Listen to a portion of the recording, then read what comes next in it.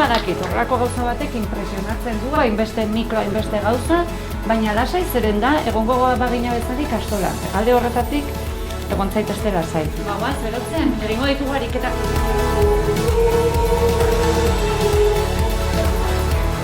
Oye!